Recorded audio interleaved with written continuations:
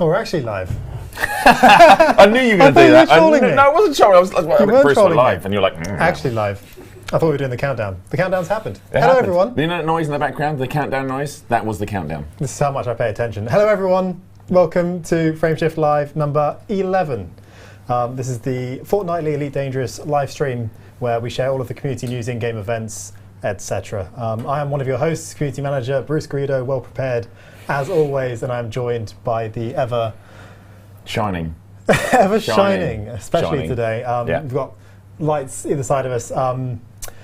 Arthur told me. Thank you for joining. Thanks for remembering my name, Bruce, and the countdown. You're off to a flyer. I'm excited. Like, full context chat, we've had a very busy day. You may or may not be aware of some things that are happening in the galaxy. Nothing to be alarmed about, I don't think, and we'll probably touch on some of this stuff later on, but it's all fine, it's all okay. I'm sure whatever's happening, you're all invested, and there's nothing wrong. Nothing can possibly go wrong. So welcome to the show. Bruce, thanks for having me. We've got a lot to go through on today's show, and you may notice, well, you can't really see it, actually. You can just, this part of it, there's an empty chair next to us. So we'll have a guest on later on. We're joined by the wonderful Darren for a chat whilst I play some Elite Dangerous in the background. But Bruce, I will stop sort of waffling on and hand back to you. Yeah, no, very much looking forward to that. So we didn't have an interview last week, unfortunately, but this time we are bringing them back. And I think it's the first time we're going to have a live guest from the development team since the beginning of Frameshift Live, since our new stream series. Yes, so really excited for that. Hopefully you are all as well. So you should probably say 07 to the chat as well. Death Bunny, nice to see you. Toko So, Winston Gaming, Cronenberg, The Resonator. It's going really quickly now. I can never keep up with this. Kimo Clark, Brothers of Bias, Taz. Oh, Mel. I'm going to say it was Mel Gibson. Probably wasn't, but it might have been. I'm going to assume it was. Big fan. Dave the Brave, Demius, Zappa B, Starkiller, Agony Aunt, oh, the Bird Pit, I see them just right past. It's too fast now, it's too fast, that's it. I'm stubborn. Bruce, anyone you see there you can say hello to? Oh, it's too many. Greybeard, Seawolf, Talby, Super Lopez, Zeke Gaming, Apathus, Twisted, Pixie, Nighthawk. I'll stop showing off now. Battling Heather, hello Heather, Psychit. Big shout out to all of our mods, by the way. Thank you so much for taking care of us. Illyrium, Sleeper, Hasna, Tesla, Texas, Cedric, Picard, you're in the stream actually, not live, but you are going to be featured. Cyberot, Urban Phoenix, welcome one and all. Yes, good to see everyone in there. I see a lot of people asking about the recent events. We always say this, we'll talk about it, we'll ask your opinions. We definitely won't spoil anything. It's all going to be fun. Moving on, we have the Twitch drops active as we do every stream. So anyone who is not familiar, we've got various rewards that you can earn, cosmetics just by watching. So as long as you're watching on the Twitch Frontier Developments channel or the Elite Dangerous channel, you'll be earning rewards just by watching. Make sure you've connected your Twitch and Frontier accounts by heading over to twitch.frontierstore.net/elite. And then any time that you're watching, you'll accrue towards those rewards. The first bunch is a purple welcome pack, which is always on every month. Consider it sort of a welcome thing where there's various things like a tattoo pack for your Hollow Me, purple flight suits, purple SRVs, engine trails, weapon details, all that sort of gubbins. But if I'm right in saying this, Bruce, and I always explain this because I'm an old man, so the Twitch stuff is all for you kids out there. But it's basically, it runs over 28 days, but it's a Twitch monthly thing, right? So it's not us, it's Twitch. Once it reaches 28 days, it resets. So if you join on like day 25, you'll get so far, but unfortunately that counter will reset and you'll have to start the campaign again. But it's always running, like that will always be on there, as opposed to the seasonal paint jobs, which we'll talk about, I guess, now. Yeah, that's right. Unfortunately, if the month ticks over and you're only halfway through, you will have to sort of start again as such. But we've actually compressed this pack so that you'll have earned all of those ones just after an hour and 15 minutes of watch time. Easy peasy. So we stream for about 4 hours a month, two per stream every once a fortnight. So should be quite easy to get all of those. And then, the seasonal paint jobs, like you just mentioned, Arthur, we're now into summer, and we're giving away a new paint job. So last time we gave away the Summer Night Mango, but this time we've got the Summer Night Blueberry, which I think I'm going to show on screen now for the Anaconda. Oh my! It's my George Takei. What do you think? It's very good. I liked it. I think it's spot on. So hopefully you'll enjoy this one. You'll earn it just after 15 minutes of watching. So basically, just tune into the stream at all and get your friends to join and watch as well. Beautiful. And you'll be walking away at the end of the show with one of these beautiful paint jobs for your Anaconda. We've got a whole series of these across multiple different ships, so you'll be seeing a new one every show, at least for the next few months before we move into autumn. One last reminder, make sure you've connected your accounts. Like I said before, you've got to go to twitch.frontierstore.net/elite and link your Twitch and Frontier accounts, the one that you want those paint jobs for, to start earning them, and then you're good to go. It's just a case of hitting claim after you've accrued that time on Twitch. Nothing else needs to happen. It will automatically be on your account from that point. Okay. Let's get into the news. So a little bit of game news to share. So we are aware of an issue that was raised regarding fleet carrier upkeep costs. So last week we gave a heads up that commanders had seen, well, we were aware that some commanders had seen issues where uncleared fleet carrier upkeep costs were accruing incorrectly. So this has actually been resolved this morning as part of the maintenance tick that went out. So we're very pleased to say that should be all resolved. Costings will now be working as normal. Let us know if you have any further issues, but generally speaking, we are pleased to say that it's fixed. And that's for both Odyssey and Horizons players as well, so it's everywhere. It's fixed everywhere, right? Absolutely. We did put out a forum post earlier, so !upkeep should give you a link to that. Otherwise, I'm just going to post it in the chat to share. But if you are watching us on Twitch, then, like I say, the command !upkeep should put you there. Okay. So, shall we go through some of the Galnet news? It's not really much happening in Galnet, is there? Well, it's been a quiet fortnight, really. Shouldn't take us long to get through all of this stuff. I'm going to try, because you've just sent me this link, so I'm going to try and not miss off any dates, because every time I do this, I miss out like three days worth. So, do you want me to start with the first one? Sure, should we do two at a time, because there's quite a lot to get through. I can do this, chat. I need everyone's support. I can do this. I can read. But before that, flashy transition to Super Cruise News. Ta-da! I wish I had some papers to shuffle. Well, I mean, don't let IT see in that. Okay, well, that's broken. Right, okay, so on the 31st of May, 3308, the Golconda Resurrection. So with the generation ship Golconda being repaired by the Artificers clan, its former population are considering resuming their journey, which I'm sure will be fine, and that'll be okay, it will be good. And then on the 1st of June, 3308, the plot to depose Archon Delane. Further information has emerged regarding Vidar Trask's failed attempt to take control of the Kumo Crew's syndicate. I love that name, the Kumo Crew. And then you've got the next one, two. You're the next two. I'm doing the next two, am I? Well, then you said two each. A couple of the next ones. Yeah, you do one after the other one. Sure, understood. On the 15th of June, the Xenological Project received Thargoid artifacts. So this was a Pilots Federation alert that went out, just to state that a range of alien objects had been delivered to the ARC system for Professor Ishmael Palin and their study of the Thargoids. Good old Ishmael Palin, a prominent member of the scientific community in Elite Dangerous, collecting Thargoids. Just poke around the old Thargoid bits and bobs. I'm sure that's all fine. I'm sure they never mind about that. Just it's been delivered to them, body parts, Thargoid heart. That'd be fine. And then, nary a day after the Alliance Sirius Military Pact was being decided, so another. Nary a day.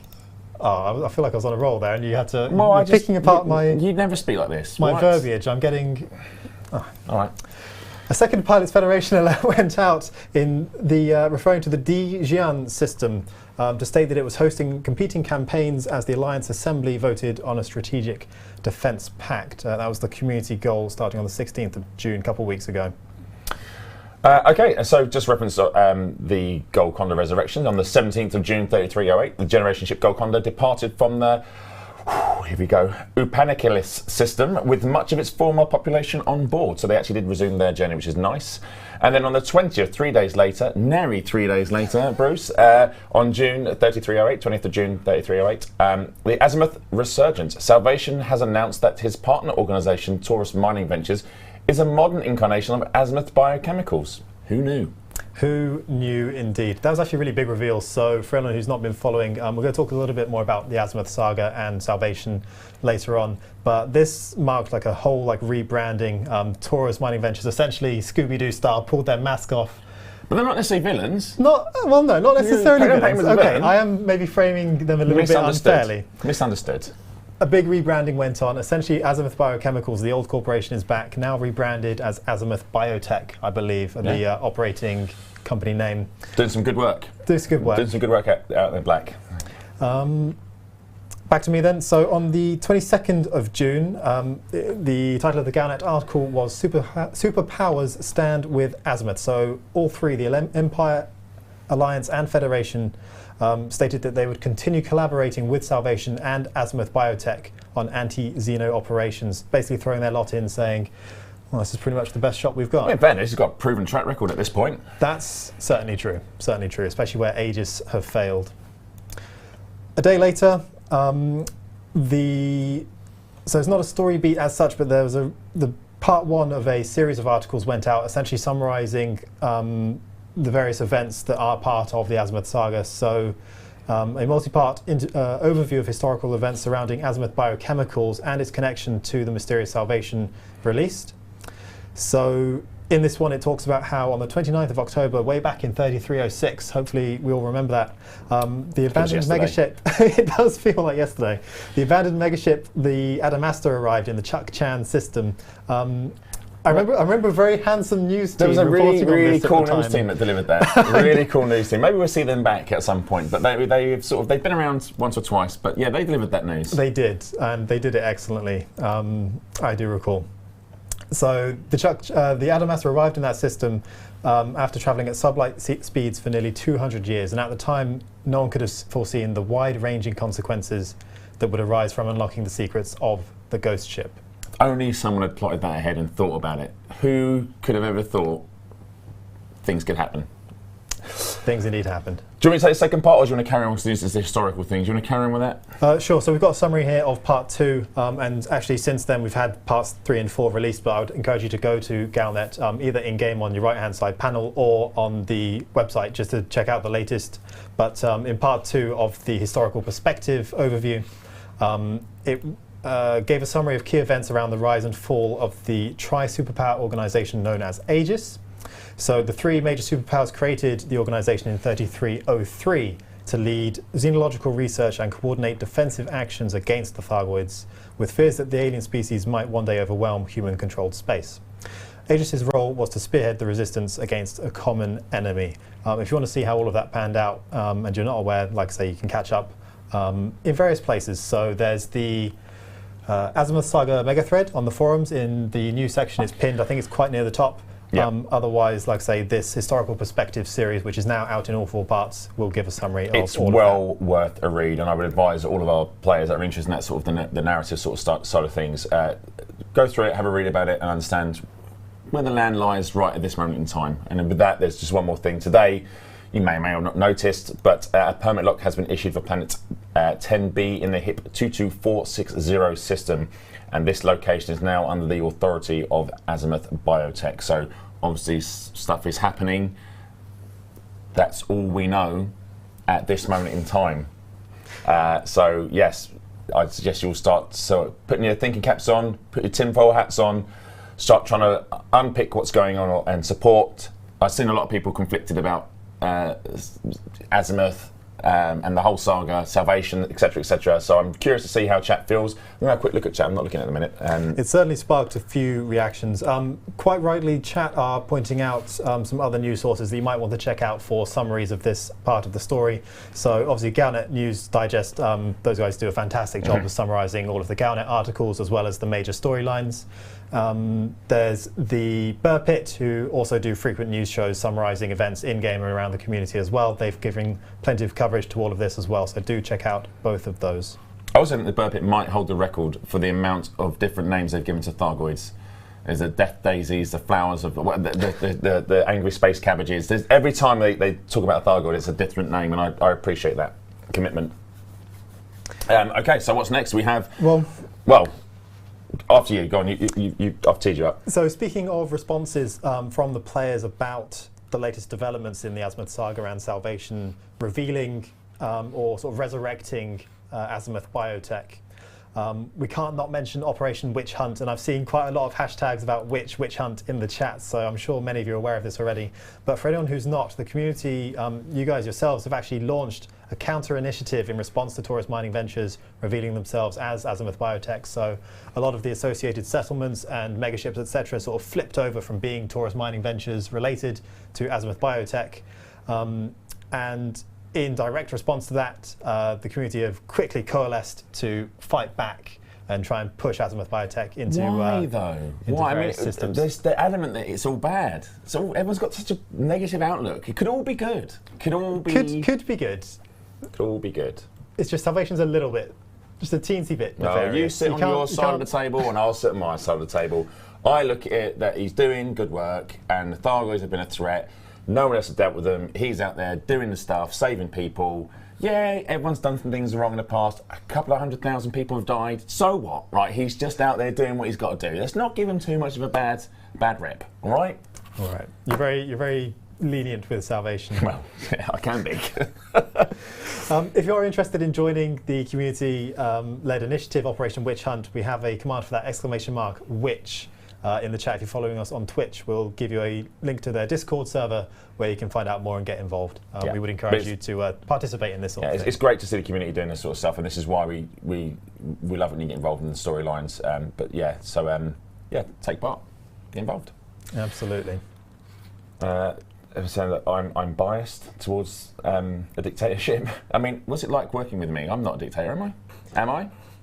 I wish you gave me as many passes as you do Salvation. You don't deserve any passes, but I think chat have seen you in action, Bruce. Like, you've had as many passes as I could possibly give any person.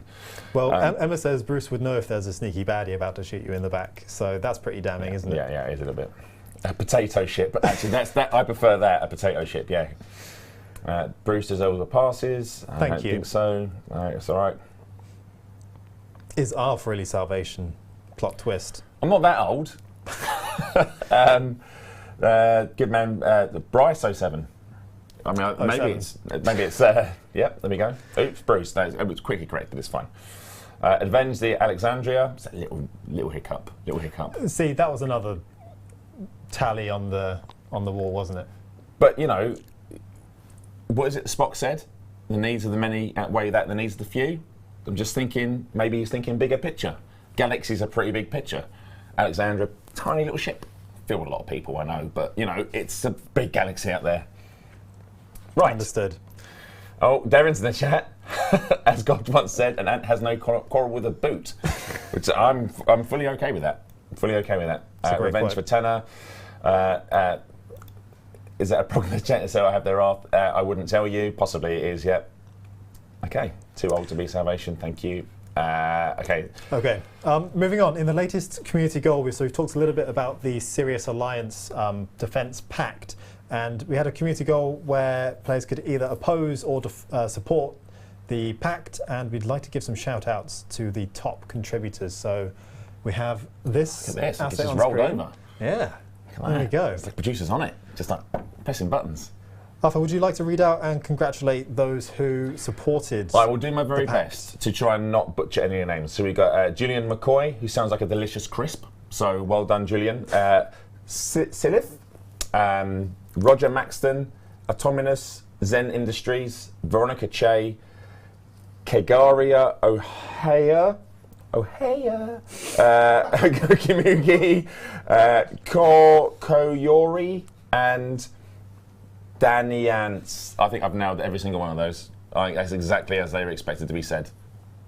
Yes. So you're welcome. And thank you for giving names that I can read really easily. So I appreciate that. And Bruce? Sure. So on the other side of the community goal, supporting the pact, I think I said support already, sorry. That was the opposition. The supporters, so in first place we had Chronic Pirate, followed by Hunter Cat taking home the silver, and Nick McRage also on the podium in third.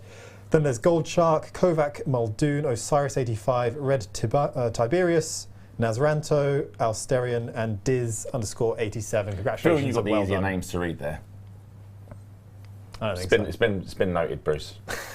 It's been noted. Been noted. Okay, but congratulations to everyone. Thanks to everyone taking part, and your efforts rewarded. So now I think we're going to talk about the community calendar highlights, Bruce. So we've got some. Yeah, absolutely. So we haven't got events to share this week, but what we would like to draw your attention to generally is the community events calendar. So we have shouted out this calendar in the past, and it has been used to really great effect. We'd like to encourage more people to post their events on this calendar. So if you're not aware of it, on our website, there is a calendar where you can submit details of an event that you're running as a community member, and then it will be advertised for others to join. So on both sides, if you're looking for an event to join with other players, you can go to this space, and equally if you want to host one, you can go to this space and submit one.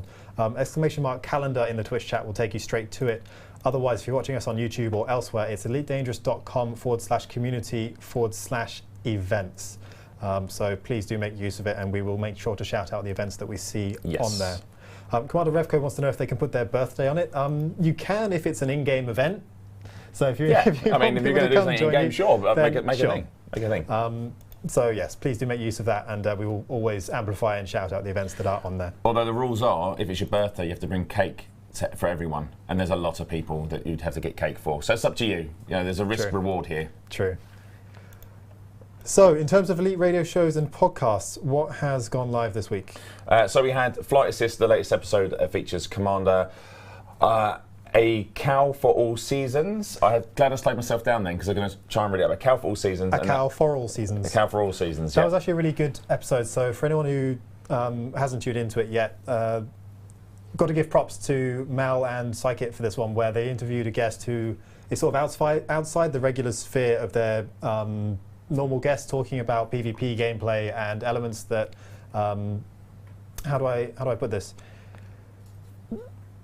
Creating ties between different elements and aspects of gameplay and the community that wouldn't normally cross paths. So that was really nice to see, and they had a great conversation. So shout out to all three who took part in that interview. I think I've seen Account for All Seasons in the chat, so welcome, and you gave a really good talk actually, and well done obviously to Psychit and Mal for that one.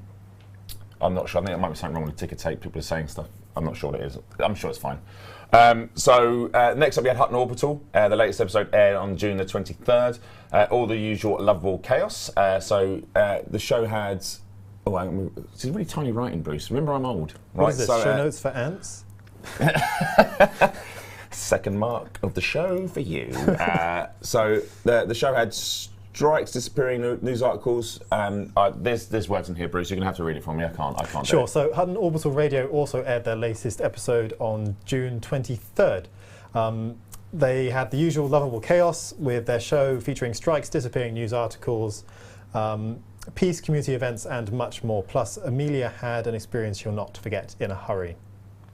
There was also Lave Radio, who went with their latest episode on the same day, episode number 395, entitled Postman Parts and His Black and White Motherboard, as well as Open Mic Night. And then finally we had the Loose Screws episode 138, airing the day after on June 24th, Which.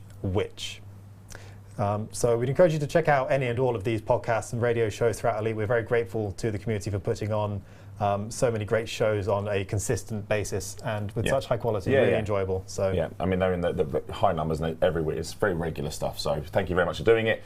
And as Bruce said, please go check them out because it's well worth your time. So I guess in more somber news, Commander Vernon, there was a memorial tour. So a beloved member of the community, Commander Vernon, sadly passed away last month.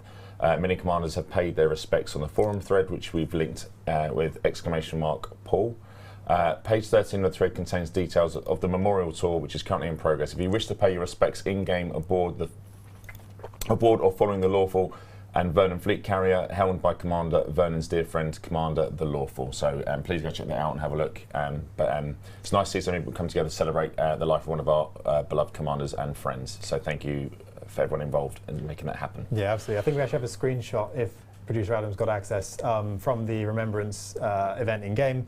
But that's not to say that the tour is over itself, so feel free to, like I say, visit the forum page with !. I think it's !Vernon, apologies, will take you to it with details on how to join if you would like to pay your respects as well. So there you go. Cool. All right. Speaking of beautiful screenshots out in the black, we'd like to congratulate Commander Picard for their 2,000th day on expedition. This is insane. I saw this. This was actually tweeted towards me, and I was like, I've followed Picard for ages, but yeah, this is such a crazy number. You've got a blurb here, but just like from my perspective, I've always enjoyed the content that they put out because it is what got me into Elite in the first place, exploration. And I've always said that, like going out and just the love of space, finding new worlds. and then just being in the moment and seeing that moment, which is unique to you at that time in that system, and it's something that he does so well. So I can't thank you enough for just, before I was here at Frontier, I was a fan of yours. I'm still a fan of yours. Carry on doing what you're doing. It's incredible work. I'll let you read the blurb because you wrote it, so I'm not going to steal you. In fairness, you've summarised it really well. So yeah, Commander Picard has been on this amazing expedition for 2,000 days now. It's at Mission Farsight on Twitter. If you're not following them already, I would really encourage you to do so, because they're always posting mission logs from their latest discoveries or whatever's happened during the expedition. It's just so enjoyable to see, just for the love of exploration in Elite Dangerous. It's just fantastic. We've got some stats here, actually. So since the start of the journey, Commander Picard has travelled 1,135,152.24 light years over the course of just shy of 39,000 jumps. They've also cited 263,731 different planets, which is just outstanding. That's incredible, yeah. They've also reported first footfall on 620 different worlds and travelled 1,203,846 metres of foot since Odyssey launched. And then the last stat here is that they've also taken an astonishing 48,571 photos of the galaxy since 2017, all of which are shared on the Mission Farsight Twitter, which I mentioned earlier, at Mission Farsight, all one word, on Twitter. Please do give them a follow, and a huge 07 from us for the outstanding achievement. I'm just trying to work something out here, because I'm wondering if Picard's actually been travelling longer than the TV show The Next Generation. He's definitely visited more planets and more worlds than Picard did. I'm just wondering whether or not his journey's longer than the show ran for. I couldn't Google search it fast enough, chat, but I'm sure someone will work it out. But he's definitely on track to beat him in every capacity, so congratulations, and it's incredible. I think somebody said it in the chat, but very much an inspiration to a lot of the players, so keep doing what you're doing. Thank you. All right then, so a couple more bits to share. Before we actually go on to the next bit, it's not in the show notes, and that's my fault. So there was something released by... Whoa, hang on, don't just brush over that. No, no, you go off script, but you just said it was your fault. So I need to just mark that in time, clip it, because Bruce has admitted fault on something. I need to just, where's my diary? I frequently admit fault. I have no issue being humble about my own misgivings. Sure. All right, well, I'm just going to make a note in my own personal diary that you said you were wrong. So good. Carry on there, Bruce. Brilliant.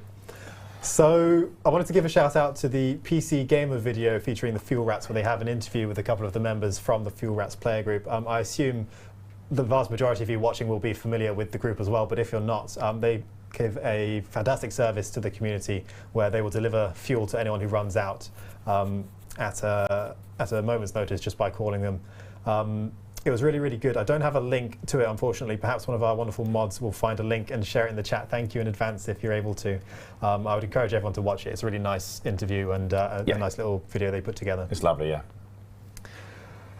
Speaking of videos about the community, so I have one that is in the show notes. This is the gift. This is the gift. So this is a beautiful animated short brought to you by The Highwake, featuring Commander Exorcist and Commander Cronenberg. Elite Dangerous, the gift. The space of Elite Dangerous is cruel and merciless, and any commander's journey is full of situations beyond control. However, in a hopeless situation, you can find time and opportunity to think about loved ones. That's a little blurb. How about we roll that video, and I hope you enjoy. Yeah.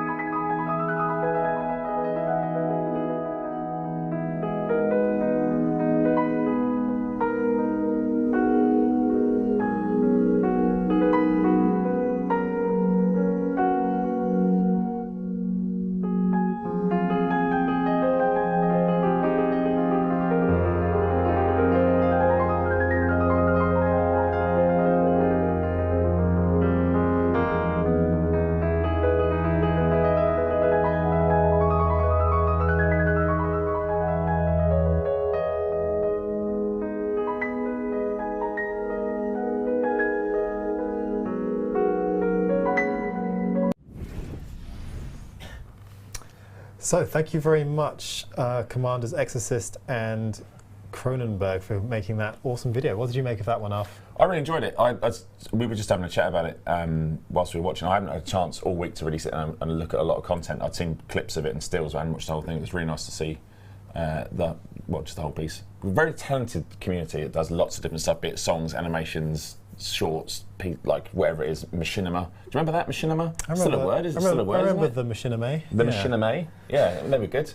Some more of those, please. It was amazing work. Thank you very much, Exorcist. And also, if we continue to fill my timeline, I think recently, and I know people send me images, it's Exorcist and Toko So that have been putting images that I've seen are just blown me away. I think Toko So did ones with, we'll go to screenshots in a moment, but I'm not sure if they're in there, but he did ones with the Chieftain, and I was just, obviously it's the Chieftain, so I was just like, it's incredible. And Exorcist always does, well, loads of people do good screenshots, but recently those two individuals have been filling my timeline with so much goodness. I'm like, I need this to keep focused, so it's great. Thank you. Right, okay. So what is next? Oh, we're going to talk about something. Whoa, this is fun, actually. This is super fun. Do you want to start? Do you want to go on? Yeah, Have sure. I ruined it? Have No, I broken not the at all. flow? No, I mean, it is fun, definitely. So LaveCon, for anyone who's not aware, is an annual community event which is happening on the weekend of the 16th of July. We're going to be there, so make sure to say hi if you see us, as well as some developer guests.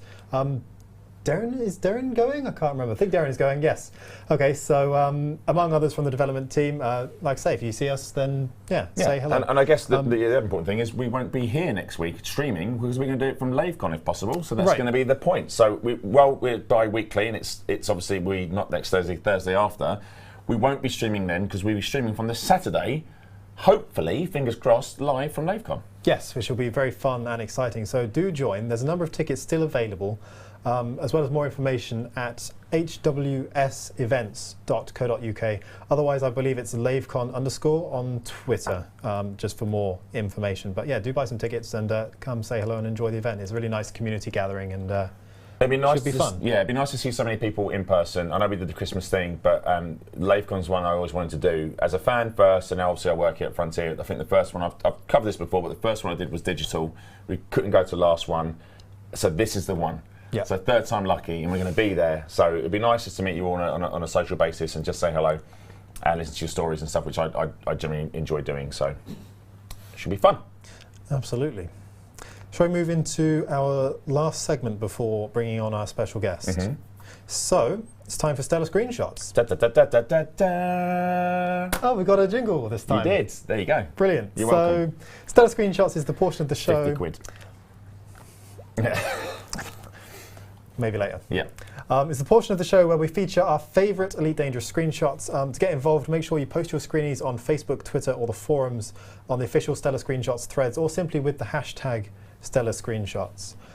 Featured images will win one of 3 exclusive paint jobs for the Asp Explorer, the Acid, Ice, and Lava Shatter variants. That's it in a nutshell. So yeah, we pick our favourite screenies every week. We slap a little watermark on them to say Stellar Screenshot winner, and we give out some prizes. I think I've only seen some of these on Instagram the other day. Like it might have been yesterday, or might have been this morning. I got fed the post, and I looked through. Like the first 3 were stunning, but I haven't seen any of these. Well, on a big screen, on that screen, which is far away, but we'll have a look. How many crates? What's the crate count going to be? Should we guess? Because I haven't actually seen these yet. There's going to be this week. 10 images, right? 10 in total. What percentage of crates are we getting? I'm going to go I want to go 4, but okay. They have taste.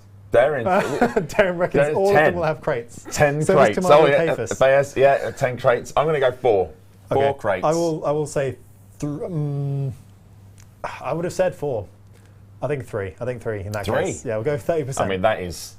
Conjure BZ reckons 6 out of 10 crate rating. Okay, let's see. All right, let's have a look. All right, so that's screenshot number 1 from Commander Alexa. This is incredible. I saw this online actually. Yeah, it's such a great shot. Yeah, that's very beautiful. Very nice. Sunset, sunrise, either way. And no, Alexa probably on the search for some sort of biological on the planet's surface, if I'm correct. Be some sort of bacteria, because normally it's either that or killing people. It's a very yin-yang person. There's out to scan some plants, kill some people. So they balance out. The morality ends up being neutral. I love that the silhouette extends all the way to the front of the picture. Really cool. That looks really awesome. Cool. Definitely says looking for a crate. That's what it's searching for, a crate. Now, there's probably one up there in there somewhere. That's fine. No crates, so we're good. Those actually aren't stars in the background. They're all crates. They're all just crates. really far away. It's 10 crates just there in the star. Yeah, that is a great shot though. So well done, well done. A Conda. All right. Well, there we go. So this is Commander Helmut Grokenberger. Is that right? I love ordering a good Grokenberger. Love a Grokenberger, yeah. With or without cheese? Extra cheese. Extra cheese. On the Grokenberger, yeah, for sure. Really nice entry here, actually. I love seeing it's a nicely... It gives one of those postcardy kind of vibes, except this one actually features the ship, but it's so nicely positioned and placed, it almost feels like a sort of ad shot. Also, I'm not sure what the paint job is, but it's that orange sort of highlights in the ship makes it look it's really clean. It's like quite a summery vibe, actually. It's like a giant death-dealing deck chair. Is on there, but yeah, so it's a great shot, and I've been told that it's something to do with the rule of thirds when you take a picture, so you have the objects to one side, never in the middle.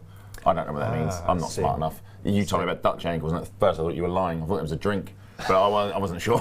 So. Well, there's no Dutch angle in this picture, but I think they are making use of the rule of thirds. Yes. Our experts over at the SPVFA can maybe say more in the chat if we've got any representatives who are tuned in. Someone's saying it might be the Squadron Orange paint job, which could be, but it's a really nice, clean, it's a great image. It's a great image. And again, no crate. Not saying I dislike the crates, just to be clear, I don't hate the crate, right? Which is a great tagline. I don't hate the crate, it's just I see a lot of them.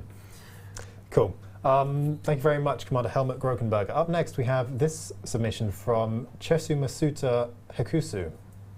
Thank you very much. It's a cool one. It's eerie. Yes, a bit spooky. The SLV there, giving some illumination as well as the suit light.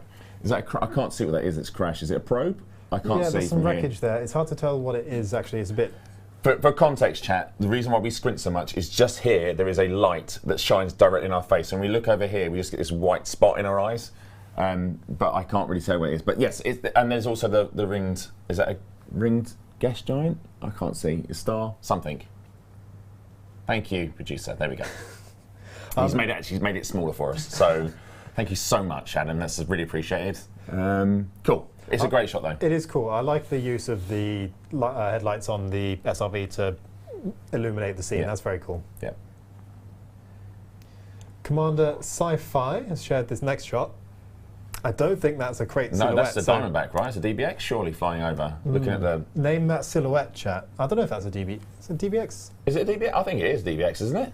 It's not boxy enough, is it? Does Darren know? Can Darren tell? I'm in the chat. Can the chat tell? Everyone seems to think it is a DBX. Okay. All right. Old man eyes, mate. These wizened eyes. My eyes are weak, my knees are blind. No, it's a great shot. It's a great shot. I wouldn't be that close to a quarantine zone authorised. I just wouldn't, even in space. There'd been no chance, mate.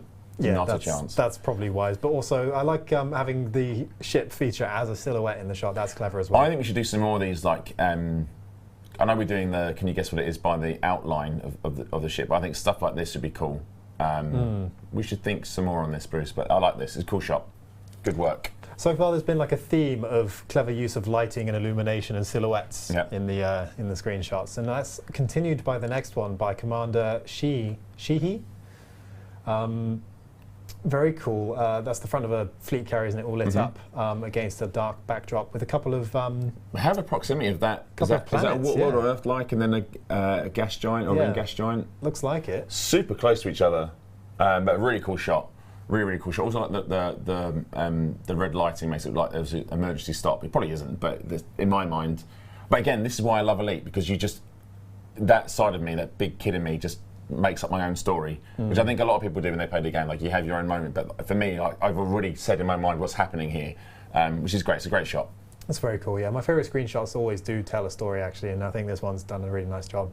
Imagine you've just come out of a fleet carrier jump, and this is the first place you arrive at. You've got this view.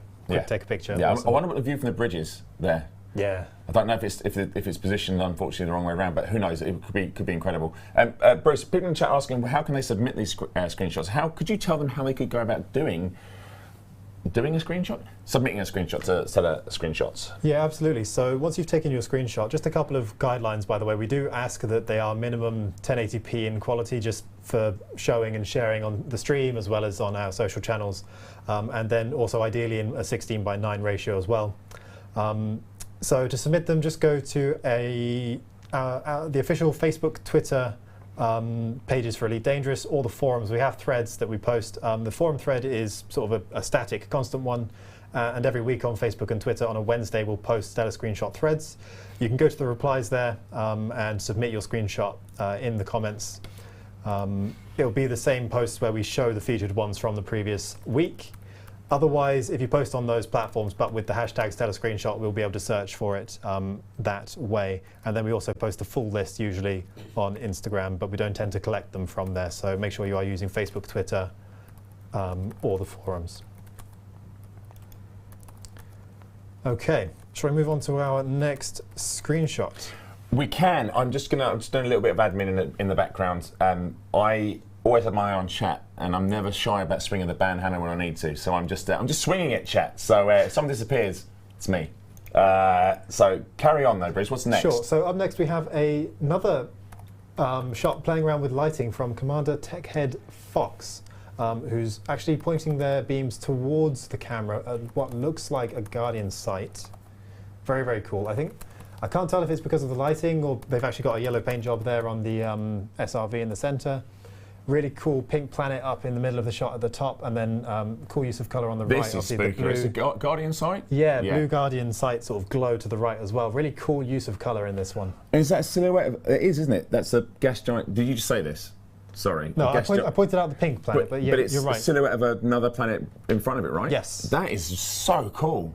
Yeah, there's a lot going on here, but it's not too busy either. No. But it's like you like everything. Your eyes drawn to different parts. Like in the foreground, you've got like the Guardian structure just on its own. Then you've got the SRV with its lights on. Then you've got the illumination, like the activated part of the Guardian structure, the gas giant, the silhouette planet. Is that a nebula as well?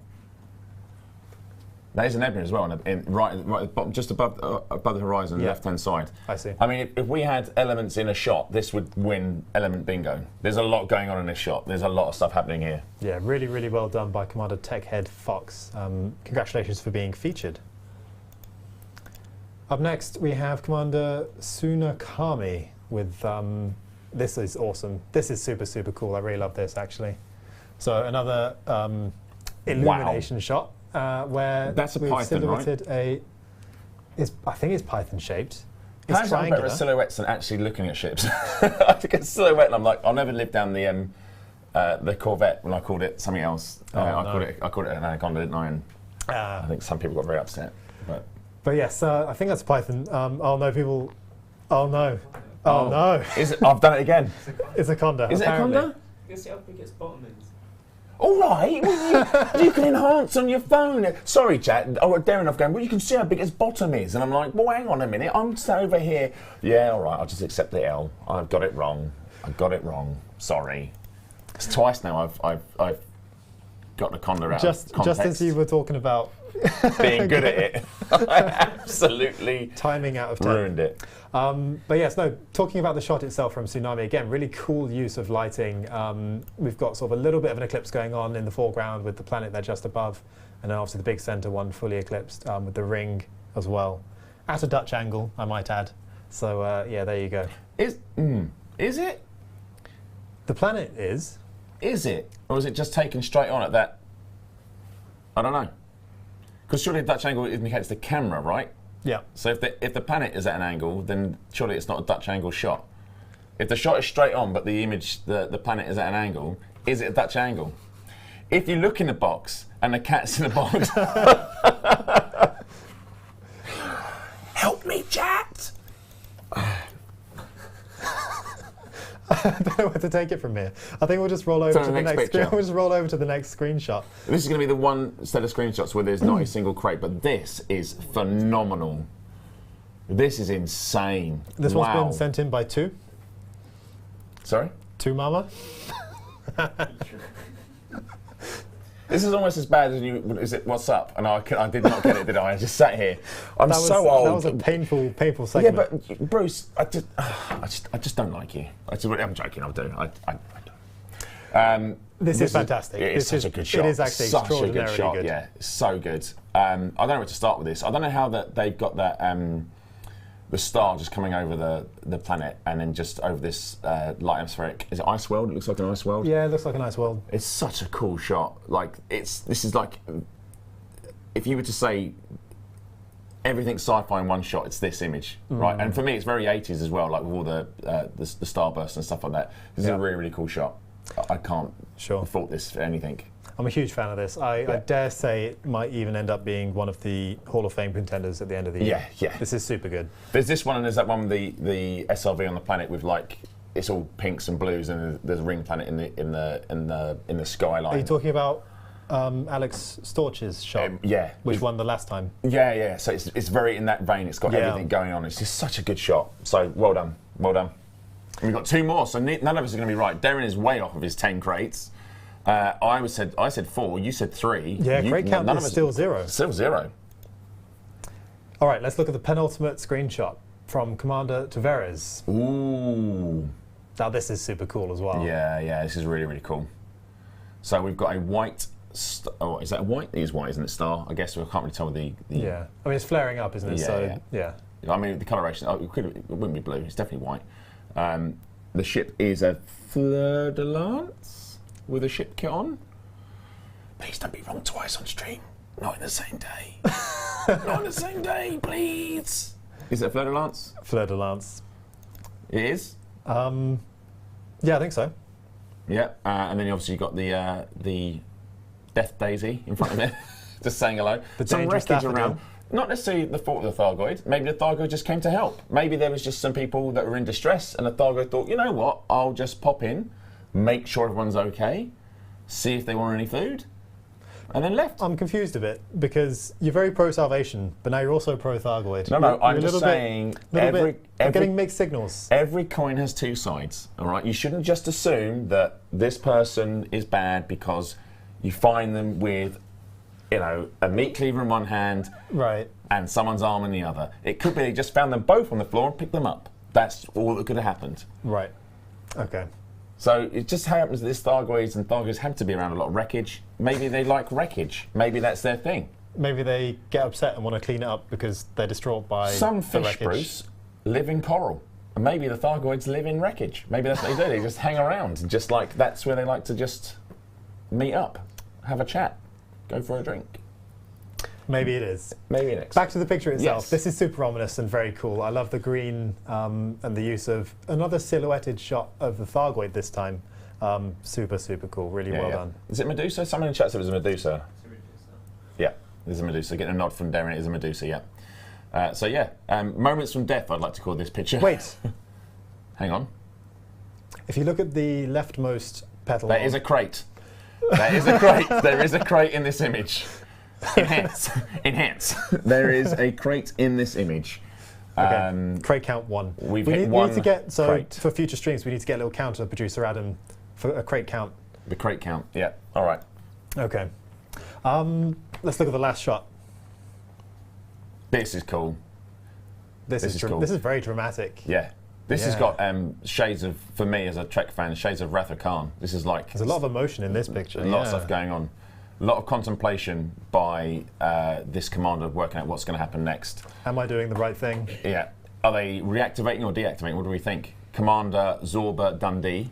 What will the consequences be of Zorba Dundee's But again, actions? let's go back to, like, we're looking at this picture thinking they're about to rob this place. They may have just reactivated it. It's true. They could have just reactivated it. I mean, I can't see a dead body there. Can you see them? There's no dead bodies. So maybe they're just doing an inspection. Maybe it's a health and safety visit. It's a great angle. It's a great shot. Wide angle lens. Lighting's fantastic, and all the I guess it's the coolant or the. I'll tell you what, there might be a body in this, and it might be us. Not to get all artsy on you, but the fact that the framing is such that we're sort of, it's almost like we're on the floor looking maybe we're up, like bleeding out sort of thing. Yeah, maybe we're the victim in this. Wow. One. There you go. Food for thought. Food for thought. I bet you're a hit at parties, aren't you? I do love to pull out my monocle and classic Wowzers. pictures of art, and yeah, there we go. Very well done to Zorba Dundee and everyone else from the Stellar Screenshots winners this week. Thank you for sending them in. As I mentioned before, do get involved with hashtag Stellar Screenshots on our social channels or on the dedicated threads. Now, we're back in studio with a very special guest. Welcome. Ta-da! I'm going to move along a little bit, Darren, so you've got a bit more space. Let's just shuffle along on the bridge. There we are. Welcome back, Darren.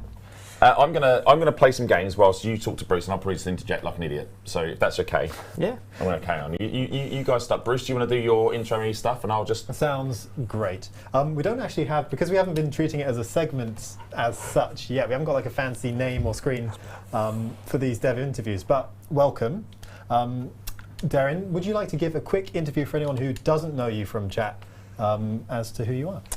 Yeah, hi, I'm Darren. I'm a senior designer on Elite. I mainly work on systems, but I've been on the game for quite a while, and I've sort of had a go about with pretty much everything there is around the design department, just because I've been on the project for quite a while now. Great, welcome. Well, it's so good to have you. We have had you, I think, on streams in the past, so you are familiar with sort of how all this sort of stuff works. So we're just going to have a little bit of a chat with Darren. Like I say, while Arthur plays, we'll talk about your role as a designer, what that looks like, and the various things you've worked on. And it's going to be quite a casual one. So, like we said earlier in the show, this is the first time on Frameshift Live we've actually had a live guest rather than a pre-recorded one. So do feel free to pop your questions in the chat or any comments or things that you want to say to Darren or ask, and we'll pick them out. I think you've got access to the chat over there, so if you feel like answering, Yeah, I brought my glasses free. on just so that I could read chats. Perfect. So that's all they're there for. So yeah, so thanks for coming, Darren. And if you could say 07 to Darren in chat, that'd be great, because Darren has 3 or 4 times I think we've spoken in the past, Darren, on various different shows at different times. But thank you for coming back. I know you're very, very busy and you're working on loads of really cool stuff, some of which we can't talk about. But thank you for coming. So 07 from everyone in chat. All right. So to kick things off, could you tell us a little bit about what being a senior designer is like, what that entails in terms of responsibilities, average day, that sort of thing? What do you do? Let's get into the nitty-gritty of it. Well, no day's ever really the same, which is kind of some of the fun about being a designer. I suppose when we've sort of released let's say we've released an update and we're looking at the next update, we sort of will have some communications between direction and production on what our timelines are, sort of what the plan is for the next update in terms of like, these are our big hitting goals for what we want to get. And sometimes it's a case of we have some spare room inside our next update, and it sort of goes to the sign of we have like an ever-evolving list of stuff we want to do. It's just part of being a designer means you always want to do more and you've always got ideas, and it's sort of finding what fits with this update because it's inherently a good thing to go in with an update. So it feels like one nice package rather than lots of separate segmented updates which might not feel as cohesive when they would be better off packaged slightly separately. And sometimes it's a case of what fits where in terms of production schedule and who's working on what. Sometimes it might be a case of all of these things would work perfectly together, but it's very intensive on one discipline, which means that other disciplines have less to do, which is not a good thing, but it's also quite tough on that discipline to then meet massive demand. So something like putting in hundreds of new assets in the game would be like really intensive on art, whereas putting in loads and loads of new weapon types that did different things would be really intensive on gameplay and coding. So that's kind of the beginning of the project, or beginning of any update, is defining where we're going, what we're doing, and how that's going to impact different disciplines. And then we get to work, really. Sure. That's really interesting, actually, because someone who wasn't au fait with how a designer actually works might assume it's largely just balancing numbers, designing systems, and that kind of stuff. But there's also sort of like a project management element, like you've said, where you've got to consider the resource, how it's going to be packaged and delivered in an update, and that sort of stuff as well. So there's pacing and that sort of thing that has to be put into consideration as well. Yeah, completely. I mean, we have a production team which will be handling like strict timelines, making sure that we don't design way past what we can actually fit within a certain scope. That's what our productions are there for. They sort of keep us in check, where we don't sort of say, oh, we're going to do everything all at once, and we just never get anything done because we're doing too much all at once. But yeah, part of design really is trying to identify what the implications of your design are. It's not just having a good idea, it's being able to take an idea and say, okay, what are the implications of this if this was to go in? What parts of the game does it impact? Does it make other parts of the game redundant because this is an avenue to effectively shortcut through something which otherwise would have taken more time? Is it something which makes something else feel a little less fun because this is so much more fun and more enjoyable to do, other parts of the game sort of lack the connection to it? Or do we want to do the other way around? Do we want to add something which embellishes another part of the game and gives it new life? That's all really important from our point of view, is looking at what the implications and the impacts of those changes are. And that relates onto other disciplines as well. We need to be mindful of when we want a change to go in, do we have the resources that would actually be able to facilitate that change and make that change a thing? Would we be able to bring it to life? And most of the time, the answer is yes, but there's only so much we can all do at once. So that's where the beginning comes in. It's like what fits where and what's the package. It's a massive collaborative effort from quite a few people. Sure. Wow. So you've got to be aware of like the whole picture, really. Like you say, you don't want to sort of shove one thing in that pushes something out in a way that isn't cohesive. You actually sort of partially answered my next sort of question that I've got on the script here. Like I said, we're not going to stick too much to the script. But just in case, you have sort of talked a little bit about your philosophy as a designer, where you have to bear everything in mind and the effects it will have. Is there anything else that so let's say you're approaching a piece of content that you want to design. Anyone who watched our interview with Tom Kuehl, another designer, might remember that he talked about each thing that he implements ought to solve a problem sort of approach.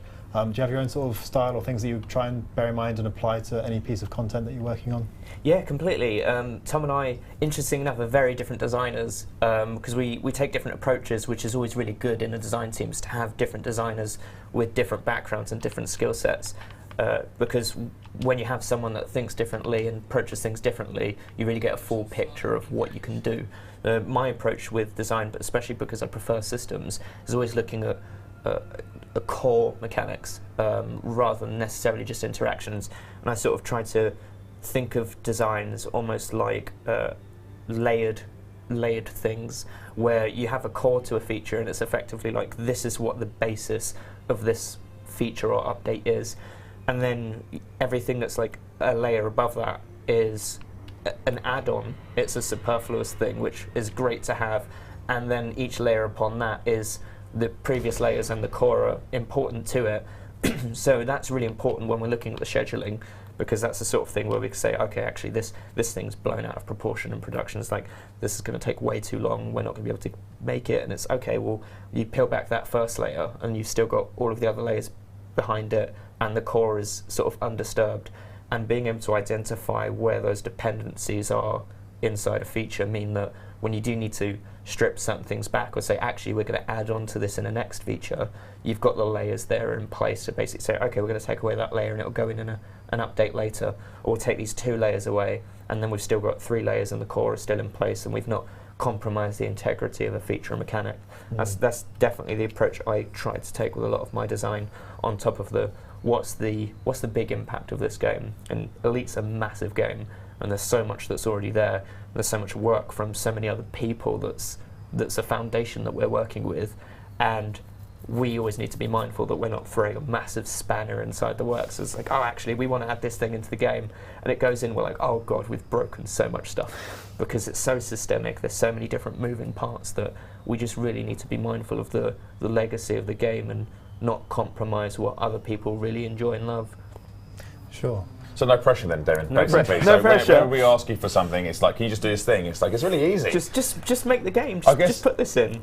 I mean, from my perspective, we always, of course, we make suggestions, but we always do it, but not tongue-in-cheek is the wrong way of saying it, but it's like, it's easy for us to say, just do this thing. But you just said it there, it's like, it is very much, there's so many different systems, I guess, that play in Elite Dangerous, that changing something on the surface appears to be quite a simple change.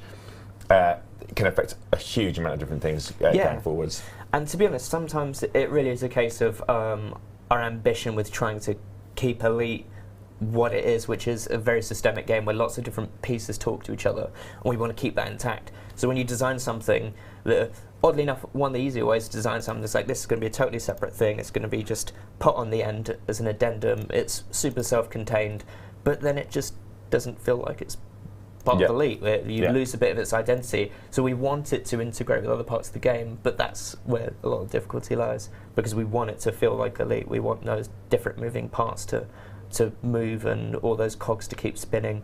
It'd be like adding a new feature into the game, but like, oh, actually, this just isn't going to touch the BGS. We wouldn't do that, because everything touches the BGS. That's its point. But then we have to be mindful of, okay, how much is it going to hit the BGS when we add this new thing into the game? Sometimes we get it right, and sometimes we don't get it perfect, and we have to go back in and change those numbers, and that's part of being a designer as well. Just for full context, chat, I am listening, but I'm seeing half the screen. I can literally can't see any of my dashboard where I'm sat. So if I keep doing this, it's because I'm trying to see what I'm doing. So I am also a terrible pilot, but still. Okay, no worries. You use Autoland, no shame. You usually do, right? I think there's one installed on the Chieftain. Not on my Chieftain, there isn't, mate. And this is my account. There's the Wiz does not need auto landing. All right. This is why I smash into the ground. So, Darren, you mentioned that systems design is your bread and butter.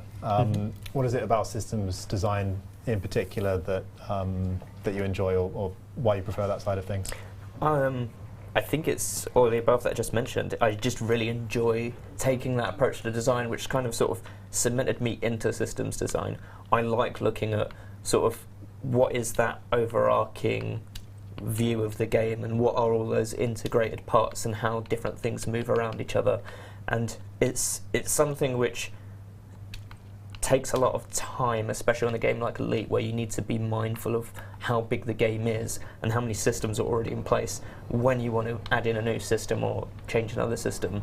If we take something like Death, Crime and Punishment, for example, when we put Odyssey out, we looked at the way Crime and Punishment worked and the way Death worked, and Death itself is an interesting thing. Elite, we've got this massive sort of flow chart in-house, which is effectively like okay, so you've died, what happens, where do you go?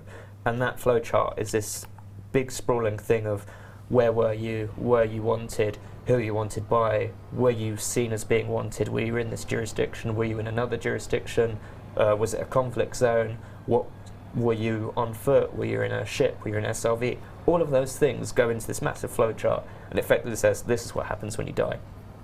Now, something like that, when we added Odyssey, the idea of dying became a bit different, because your ship can be there and your SRV can be there and you can just be standing, and that meant that we didn't really want your death to be associated with your vehicles anymore.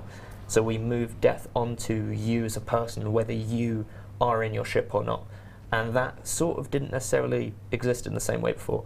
And that had a knock-on with the crime system. We moved crimes back onto the player and off of their vessels, which wasn't the case in the Beyond series, where we moved them onto your ships rather than you as a player. So we moved them back onto the player, and the reason being it just felt odd, because we now exist outside of our ships. So the idea that my ship can be wanted but I can't just didn't feel right anymore. So we changed it, and then we kept different things, like the idea of your ship having crime associations. You still have hot ships, so and their modules can still have legal issues, and that existing whilst you won't necessarily be wanted is why we introduced the impounding system. So it's still consequence for having hot ships, even though you can be caught for your crimes when you're in a ship. So all of these little things sort of trickle down, and we have that massive spreadsheet or that massive flowchart. And whenever we get to a point where we say, actually, we don't have anywhere to go from here, that's when we're like, okay, we've got to address that. And we either need to backtrack and prevent this weird sort of offshoot from occurring and address it earlier on, or we say, actually, we need to say there's an offshoot from this endpoint, so we have a nice cohesive endpoint. And then that's effectively, we do that, and we're like, okay, now we know where you go when you die. at least in an elite. Sure. So laying a system out. We're getting very deep there. At least don't in we? elite. Wow. Okay. So laying a system out like that allows you to account for all the outcomes and possibilities and make sure you've created a sound, hopefully a sound system. Yeah, flowcharts are a system designer's best friend. They're amazing. Right. Okay, because everything exists on this single. Yeah, single diagram, they're really, really important. Flowcharts and spreadsheets it's a very 90s sort of approach, but it works. It's like, you don't need anything too fancy to sort of build that. It just takes a lot of time, and sometimes it can look really ugly, but it's like, well that's it. That's what it is. Yeah. Sure thing. I've got a question, Bruce, just while you're doing it, because I am listening, but I'm kind of like, jump in. got my own questions for yourself, Darren, but like, as a designer, when approaching something that's like a brand new system, for argument's sake, what's the hardest part for you to consider right at the start? So that's the foremost thing in your mind, like, here's a thing we're putting in, what's foremost comes to your mind as a designer first? Will it break anything? Like, is there any part of the game which inherently like just doesn't allow this to happen, or does it contradict anything which we've set precedent for? So if we do something which is going to throw up massive like implications to the in-game universe and the lore that the narrative guys have worked really hard to put into place, then that sort of stuff is like, well, actually that doesn't work. So we try to avoid anything that has massive lore implications, or at least anything which causes any problems that way. And then it's kind of like does this completely break another system, which is something which sometimes happens. I wish I could think of an example, but like we've become so like guarded and mindful over, oh no, we don't do that, we don't do this, we don't do that, because of it compromises Elite's identity. I can't pull off an example from recent memory because we almost don't like make the attempt to say, oh, actually, like we almost pre-filter ideas, so we don't come up with an idea if it's inherently not going to be part of Elite. Right, you've got that experience already, so you can sort of predict ahead of time, oh, you immediately know it's not going to quite fit. Yeah, and it's something you pick up after working on a project for a while, and it's just becoming a little bit more intimate with the way the back end works and how all of those systems connect with each other.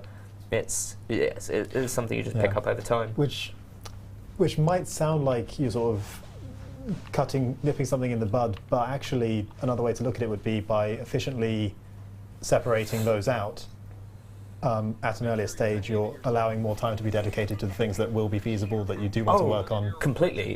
What we don't want to do is entertain an idea that we're wary of because we don't feel like it's going to work, even though it might sound really cool, and then we put lots of development costs into it, and we still say, actually, this really just doesn't work for all the reasons we thought. And then something which we thought, actually, this is a sure idea, and this can be really cool and really fun, then potentially suffers because we spent time elsewhere rather than where we wanted to, or where we could have spent more time. And that really just comes down to early phase development and planning. Sure thing. Okay, so let's get into specifics a little bit then. Which content or features have you worked on that our viewers are likely to be familiar with? Ooh, quite a lot. I know there's going to be a massive range. It's a big question, so feel free to it's a just really big list. pick Yeah, any. I've been on Elite for over 6 years now. So there's a lot of stuff. There's a lot of stuff. I think earliest days I was doing I spent maybe about a year to 2 years doing lots of CGs. I was sort of Mr. CG man for quite a long time. CGs, building of mega ships and installations, sort of level design on those and the loots on those. And as I sort of moved forward, it was a lot of like the narrative content and building of narrative scenarios. So things like the Thargoid wrecks, the Thargoid scenarios where you come across those guys, and we had that really cool screenshot earlier. That would have been one that I made quite a while ago. When did 2.4 come out? That was a long time ago now. Lots of stuff like that.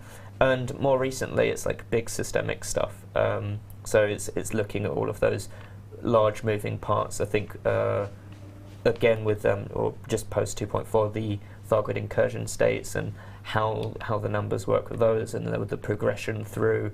That was something that was one of the first systems I sort of like took on. And then in Odyssey, it's things like the propagation of the organics, how the organics are placed on planets, and Yeah, it's such a big list to sit and trawl through. A huge range of things. Yeah. Okay. It sounds like in your time on Elite, there's been sort of a trend. So you started out, like you say, designing individual scenarios, but over time it's sort of broadened into wider overview and systems and sort of larger big picture stuff. So have you enjoyed that sort of progression, the way you've sort of transformed during your time? Yeah, it does mean that I spend less time making the stuff, right. which is a bit it's a bit sad, because you've got an idea for a thing and you write the proposal, you get it through a prep meeting, and everyone sort of understands what the goals are, what's being done. And then I'm on to the next thing that I'm writing a pitch and proposal for in the next system. And then other designers like, oh, here's a spec, this is stuff we're making. And they get to go and build levels and set up loot locations and bits and pieces like that. And I'm typing away at the next thing. So I used to think of it as headphone work. Because it's amazing, like, just put on some music with the headphones, and especially with level design, it's just like a really natural sort of, you get in the zone and you're building levels. And I don't get to do that so much anymore, unless we're sort of like pushed for time and stuff, and they jump in and help out.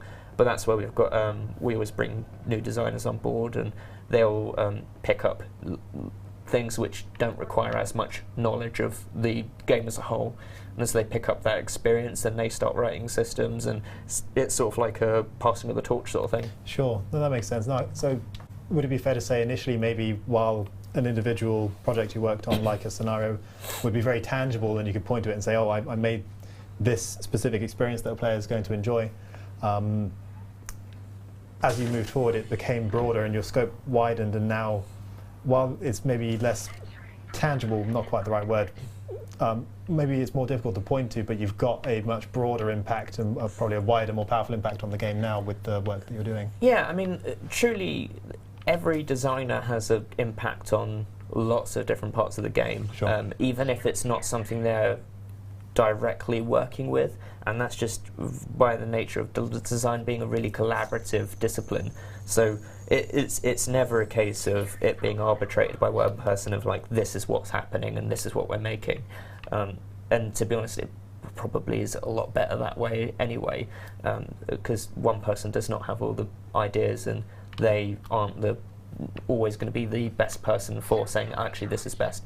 And you really do need that collaborative thing to say, well, actually, guys, do we think this is cool? Do we think this is fun? What are other people's concerns with this? And this comes back to the sort of the keeping each other in check sort of things. Like, that doesn't work. What about this feature? What about that? We'll have some designers which are a little bit more mindful of the game's lore, or they're a little bit more familiar with the game's lore. We'll have other designers that are a little bit more familiar with combat, where they say, actually, I think that those numbers are a bit off, or actually, maybe you wouldn't want to use that weapon with that build on those shields for whatever reason. And that's part of every designer taking part in all of the design, really. Everyone sort of has impact and input, which is really important. As you sort of move forward, it's more of a responsibility thing, where you own the feature and you're responsible, and you're a point of contact with other disciplines. So like I mentioned earlier, where design, especially at senior level, you have to be mindful of what the other disciplines are and what the implications of your design are on their work. That makes you effectively like point of contact as well. So when we write a spec out and we put it to the other disciplines, like, this is what we're looking at doing, if someone's like, ooh, this doesn't work, or this is something which needs to be more considered for our discipline, you then become the point of contact. So if there are any concerns that come from the art department or the audio department, they say, hi, you're the person to talk to, you wrote this design, we want to chat with you about what you want in terms of a sonic profile, or how do you want this to sound, or what is the desired experience, and we're going to come up with some cool sounds that are going to go alongside this. And again, it's the collaborative effort, but that's effectively where the sort of senior comes in, it's more being a point of contact than like being the person that does the design. Right, for sure. No, that's really nice to hear, actually, that it is a super collaborative effort. And like you said before, because systems are implemented in a way that is mindful of other systems, it's all integrated anyway, so, you know, everyone's going to have had an impact and knock-on effects from the things that they've designed, of course. Yeah, exactly. If I make one change somewhere, because of the way the game works, it will likely step on someone else's toes, for lack of a better way of saying it, and they need to be aware of it in some case. So someone will be like, "Oh, Darren, you're responsible for this sort of type of the design. We're looking at making changes. Is that going to have an impact there?" And I'll be like, "Yes, but it's okay. It's not really a problem." Or I'll be like, "Yes, it will have a massive impact. We should actually maybe do this instead of that." And that little bit of mindfulness and communication, really, communication's key. That really does make all the difference in just preventing coming across it a little bit later down the line and having to fix something which you could have avoided. Right. Absolutely. I'd like to ask a question actually that I saw in the chat. Sorry, I've missed your username. How frequently will a piece of content or a gameplay loop or whatever it is, a system, be designed with a certain purpose or an intent in mind for the way players will interact with it, but then it gets implemented and it's used in a completely different way? All the time. It's something that's so fascinating across design, is you never really know what your user's going to do with the thing that you put out. And a funny non-game example of this is, and it's a very British example, tea bags are the perfect example.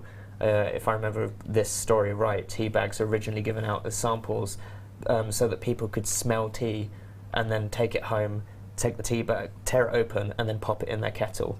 And they weren't intended to be used as a brewing mechanism. I had no idea. But everyone did the exact same thing. That's wild. Brewed their tea, and they're like, "Oh, actually, maybe this is what we've accidentally made." And that's sometimes what designing a game is. It's you design a feature and you say, "Actually, we're going to do this," and then there's a completely different loop because someone else has come up with this certain build for their ship or a certain way of flying, and then that's how they then that becomes the meta. And that's what's so cool about any game with a certain level of customization, where people can make their own builds and figure out different ways of doing things, is you get to see that creativity. And ultimately that's what it is. It's us giving players the tools to be creative with our game, and we can never truly account for everything, should I say, with the exception of anything which is really rigid and strict. So I'm in trouble here, sorry. I'm about to get scanned. I've got lots of people's clone profiles. Hello? Yeah. Oh, yeah, okay, bye. Carry on with your interview. Sorry, I was like, oh. You might as well have not waited for the scan. Like, it was going to shoot you anyway. I'm always the optimist, Darren. I'm always the optimist.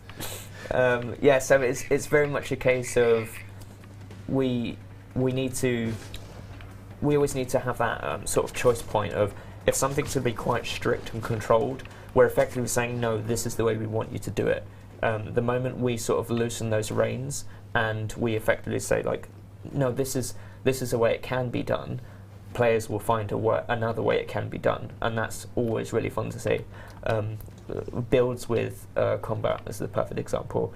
The people that do things like shieldless flying on Thargoid runs is super cool. We never designed her with the explicit mind of, oh, actually you can fight these things with no shields intentionally, and then players build these cool builds that allow them to do that, and that becomes their preferred way of flying. Right. Which there was never our explicit intent for that to happen, but it's cool to see nonetheless. And it informs us for then what we need to go back and look at things and say, actually we're going to make a tweak there, we're going to make a tweak here, especially in those first few updates after a launch goes out, where we make those quick patch changes. We sometimes have stuff that's completely unforeseen, where actually that specific combination of engineer modifications means that this is just not what we would have wanted, and it's not a fun result. So then we change that. Right. So I think the just a quick memory, because I remember building it, was like the Mamba, for example. When the Mamba came out, it was grossly hot and way too fast when we put it. So people were speeding up way faster than we intended, based on very specific builds that could make it go really fast. We also wanted it to be fast, but like way not that fast. And it was the same with its radiator. It was heating up too much. So in the first patch afterwards, we made adjustments. and that just comes down to it's impossible to test every single permutation of every modification and every build, but we do our best to try. And that is the perfect example of where the players help us out with that. And it's the case with lots of games where the players can customize and come up with different builds. You never know what the players are going to come up with, and that's part of the fun. Yeah, absolutely. That's really insightful, actually, to hear that players might take something you've implemented and use it in an unexpected way, but then you'll look at that and decide, okay, is this fun? If it is, we either leave it or even maybe embellish it later on. Yeah. But if it's not, okay, then it's something we might actually step in and fix. But it's not the fact in of itself that it's being used in an unintended way. You're looking at the effect of that. Yeah, no, completely.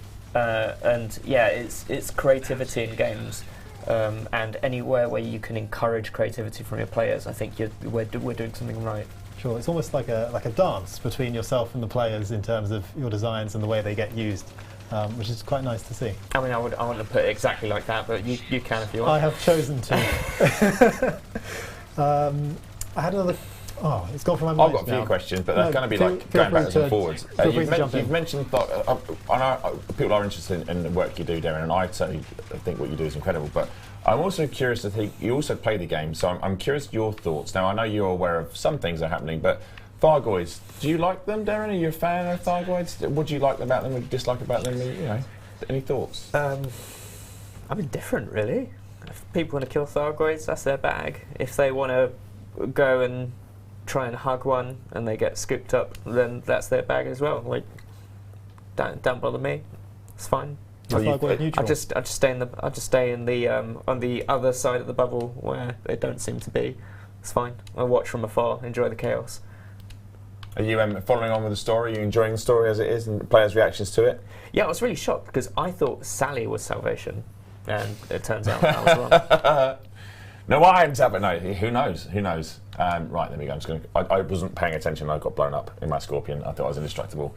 Then I took all the power out of shields and put it into weapons and was talking and couldn't see my hull tick down, and then I died. Yeah, no, the live game guys and the narrative they've been doing with Azimuth is just so cool. And it has been going on for so long, so it coming towards like this sort of like crescendo of everything's happening, and you see all the like responses on socials, and you get all those gifs of everyone like, it is happening, stuff is happening, everything's moving, and it's stuff that this stuff takes a lot of planning ahead of time, and to put things in place so that certain things can be ready for a launch. It's like, it's not just a case of, okay, we're going to put out the Galnet article and the story progresses. When you want to release things with the story and you want to move things, you're looking at 3 or 4 updates ahead of time to do the writing, get logs written or Galnet articles written, or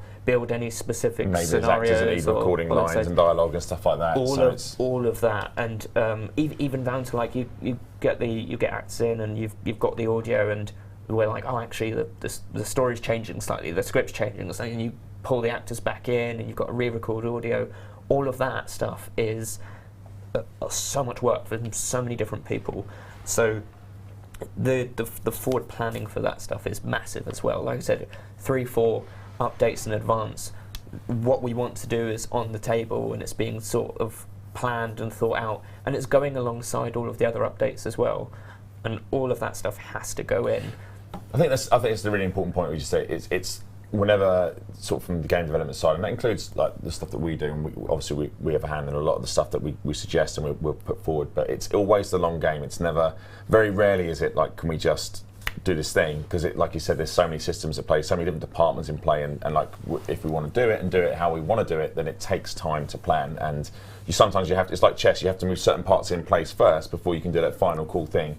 And sometimes, I guess from the hardest part is, sometimes the chess pieces you move, players don't always see. They're just there's stuff that's happening that they can't always see. Sometimes it is very much like, if you do things right, they don't know you've done anything, and that's great sometimes. And again, it sort of goes back to what I said with the planning features and planning sort of updates and things, what fits where. And Tom touched on it in his interview, where it's like some things were like, actually we start working on something and we're like, actually this just isn't going to fit, and it's not the fact of it's too big a feature or too big a change. Sometimes we're like, actually this would be better if we just held on to it for just the right moment to put it out alongside other stuff where it feels better and it feels like it has a home amongst these other changes. And that's what Tom was talking about in his interview, and he's absolutely right with that sort of stuff. No work is ever really wasted, because even if there's something which we work on, we're like, oh, actually, we're not going to use that.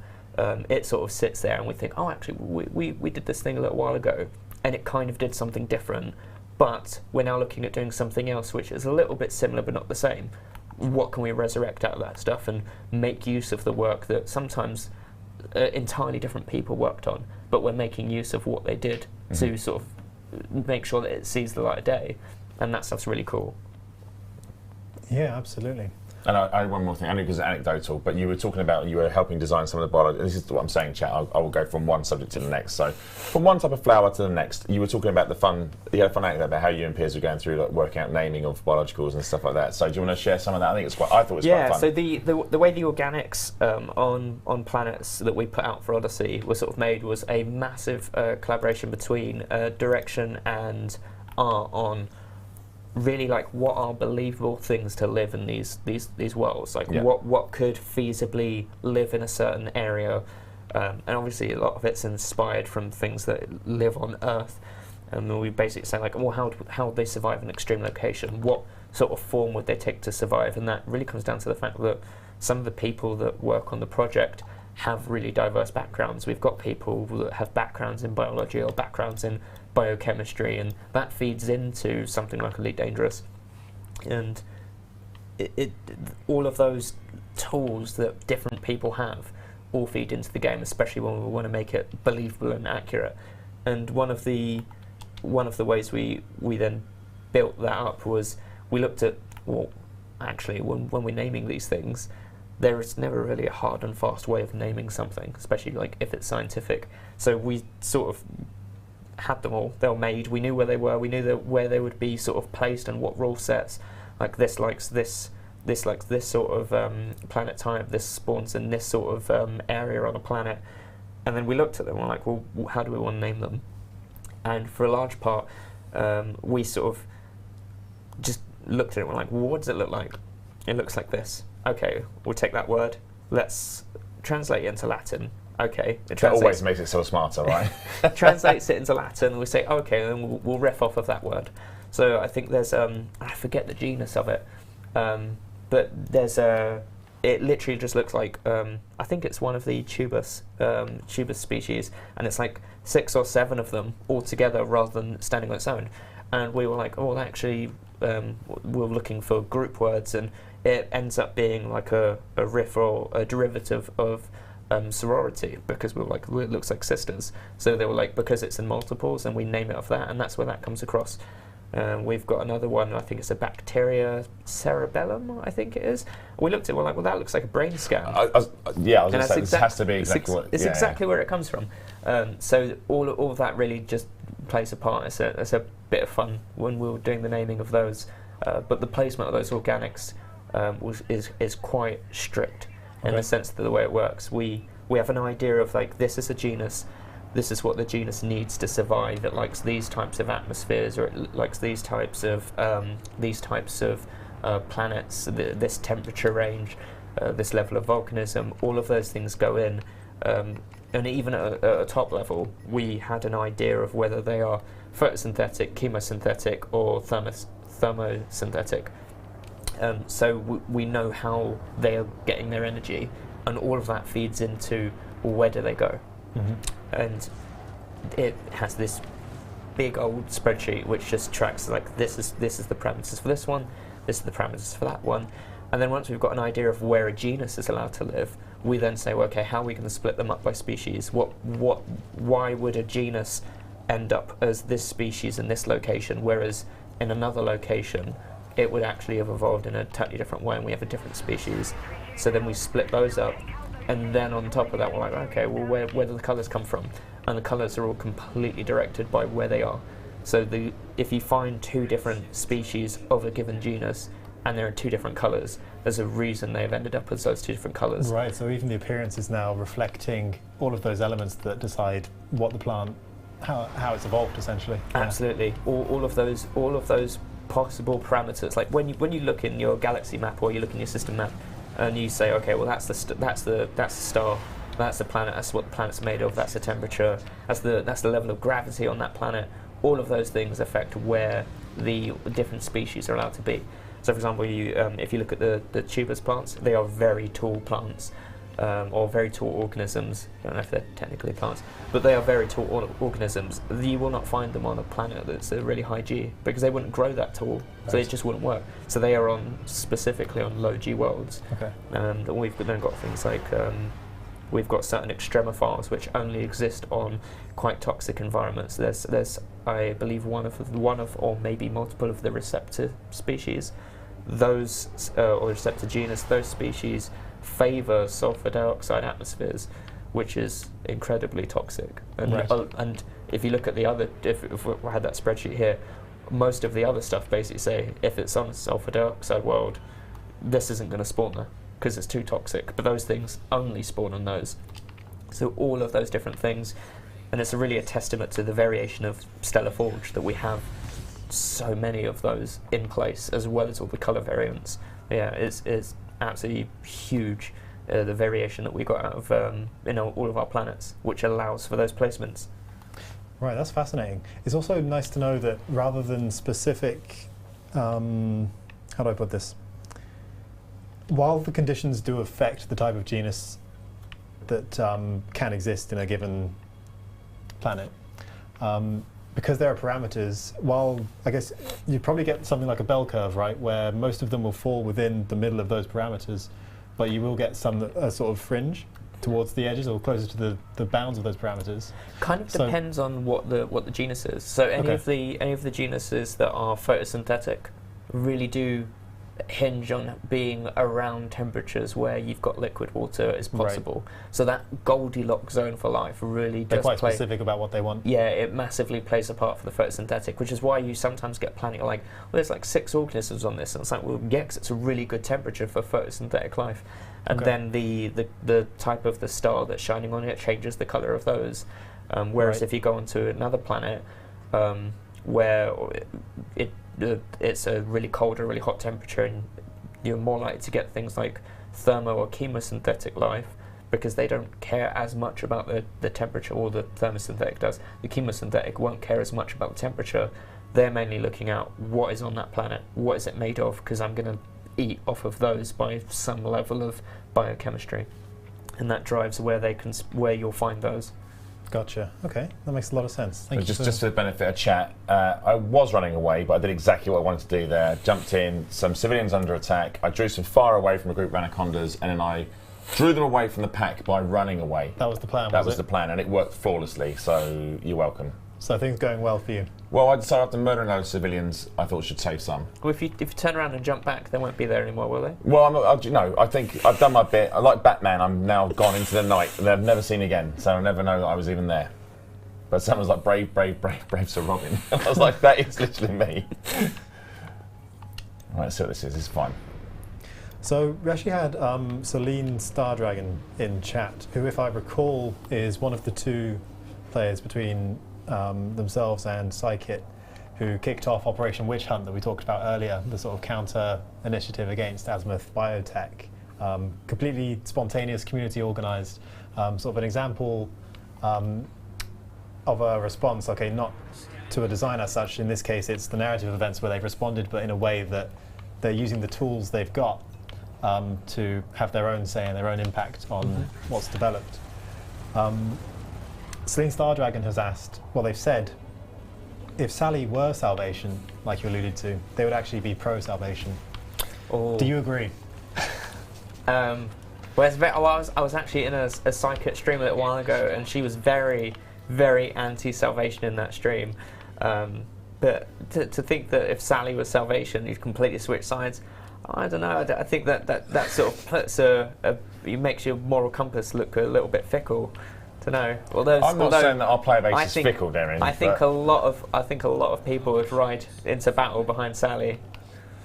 All I'm saying is, I saw people today and they were like, "Oh, it's awful, it's awful," but that paint job's really nice. And I was like, well, you know, I'm not saying he's bad or he's good, but some ways you've only got yourselves to blame. I mean, it's interesting seeing that hashtag witch hunt. I mean, that's a human being people are talking about. Yeah. That's scary. It's not like Thargoids, they're not humans. Well, no one's perfect. I feel like salvation is stretching the definition of human being. Ooh, spicy topic there. I think he's misunderstood, Bruce. I told you this. Everyone seems to think he's a bad guy or they're a bad guy, but I think Bruce is just being ageist. I think he is. Yeah. It's like once you've gone past 150, you can be thrown away. Bruce, the only big number is 400. You have to get past 400. I'm being ageist. We get out. Mic off. Okay. So, yeah, on that topic about players interacting with the narrative in their own way using the tools they've given, this kind of touches on immersion gameplay, and we talked about the idea of designs and implementations being used in unexpected or unintended ways, and that sometimes being a boon to the game itself. I suppose with Elite Dangerous being a sandbox game, a lot of it is about giving them tools, giving the community, the players, tools to use, rather than being rigid and saying this is definitely what we have in mind. Is that something you keep in mind with? How do I perform this as a question? I don't know. You're struggling, but I'm enjoying the struggle. I'm here for it. How often are you giving players tools versus creating rigid gameplay loops? Good recovery. It's a bit both, really. We always have a vision of what we want to put in the game, and it's often we want to add a thing which makes players' lives a little bit easier. We want to give them a cool thing to interact with because this new tool, this new module is just fun. It's a cool thing to use. So that's something which we'll give them having a tool without a thing to use it for kind of feels a bit pointless. So, I mean, you never would. I mean, you might use a screwdriver without any screws, but it's kind of like if we didn't give them screws. Targeted. Yeah. if you give them a screwdriver and no screws, they've got to figure out what the screwdriver's for. But if you give them both and they say, "Oh, okay, here are some screws. I've got a screwdriver. I'll go use it." But once they're done with all their screws and all their screws are in place, they're like, "Well, what else can I do with a screwdriver?" And then they go out and explore. And that's kind of the way that gameplay naturally unfolds when players think, "Oh, what can I do?" And it's very much a case of where can I take something that has an effect on the world, and it has an intended effect on the world, but it's an effect on the world nonetheless. Where can I apply that effect elsewhere and do something that's interesting and cool? Okay, so are you saying that you might implement something with a sort of clear purpose initially, but a tool will have, or sometimes have, longevity that allows it to be applied elsewhere, that you've forethought already? You thought, okay, so once they're done with this thing, you want it to still be useful so that it's not, Yeah, completely. And it goes back to what I was saying when you look at systems and you have that flow chart and you're like, okay, where does this gameplay loop go? Where do I get to? And if you take if you take an old gameplay loop and you say, okay, now I'm here, but I have this new tool, what other options does it make available? When all those different sprouts come out, you're like, those are the different things which you can now do now that players have access to new things. And that's where, when we know our gameplay loops and we add something into the game, we think to ourselves, oh, actually, we're adding X in so that players can do Y, but Z's been there for ages, and now they'll have X, they'll be able to do Z prime, but they'll be able to do something totally different at that location. And that's sort of where we can sort of foresee where players are going to do things which aren't intended for the thing, but we know that they're going to do that. And the more we push stuff out, the more we can sort of anticipate certain things that our players will do, and we can look at trends in behaviour, but we can never really know what they'll do.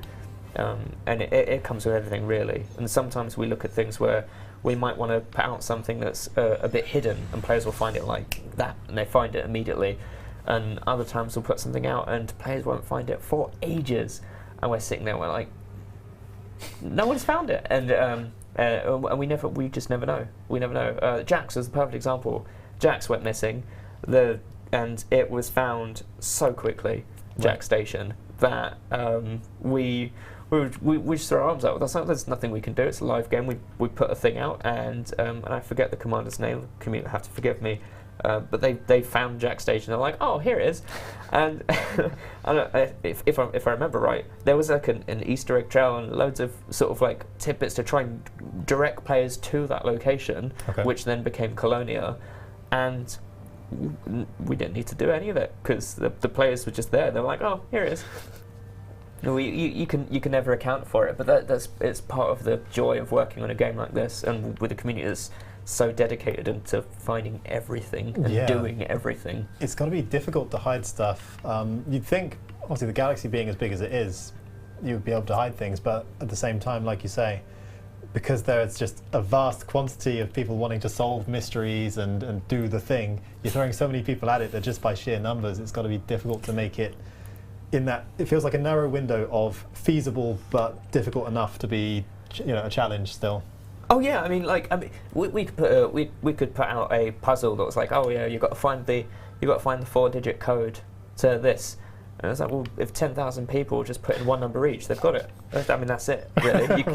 You can brute force a lot of puzzles, and the player base is so big and so dedicated that you can brute force quite a lot. Yeah, absolutely.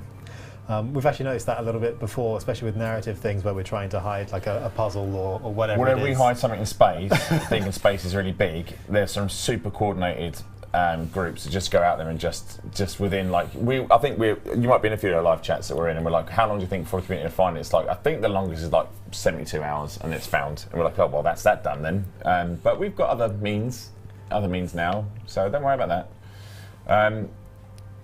Sorry, I forgot I was wanted, and I thought I'd just submit to the authority because I'm a good guy, and then realised I'd killed a load of people on the planet and I wasn't good. So yeah, there's something about Odyssey which just turned everyone into cold-hearted murderers. There's some community members I used to watch their streams. I was like, oh, I love their streams. They go mining, they do a bit of trade. Right. As soon as Odyssey came last, I was like, they're screaming at their screen, they're killing everyone. I'm like, oh, to name and shame, wow. it was Burr from the Burr Pit, who I noticed that with, just became an absolute cold-blooded killer, and absolutely the loveliest chap, and obviously Rini and Burr, both at the Burr Pit, super lovely, the nicest people you ever meet. You can't trust someone that's so ready to cover their face with what they're wearing. That's a very good point. There's something about that. Hang on a minute, Darren's onto something here. The Burr's always got a bandit mask ready to go. Should have seen it coming, really. I suppose, yeah. Well, we're all like that, though, to be fair. Normally it's your fault, though. I try to be super stealthy. I'm not like that at all. Is it great? Yeah. I'm trying to be super stealthy, but then I do tend to find that once my cover's blown, I go full John Rambo. Although I didn't then. Well, I did. I snuck out the base and decided, actually, no, I'll just drive back and kill everyone. So, yeah, it kind of leads me that way. But I try to be nice, but I'm not. That's... The settlement thing's quite an interesting one, actually. When Odyssey came out, we noticed like everyone's just immediately just forehand going into combat, and in-house when we know how the AI moves and we know the tools that are available, and we sort of just go through, and a lot of settlements I'll do unless you're just sort of stuck in a corner, like I can't get out of here, I'm gonna have to kill someone. We'll sort of make your way in, you do your thing, you make your way out, and alright, that was it, that's done. Whereas it's an interesting thing, and it goes down to sort of when you design and work on a game, especially for months or even a year or so on an update, and you know very intimately how everything works, and you sort of get like appreciation for a fresh set of eyes, which is what you get when you put things out in alpha or the first few weeks, to sort of see how players interact with things. And it's really interesting because on the first hand, you get things which seem or feel really obvious in-house. You're like, oh, actually, they're not.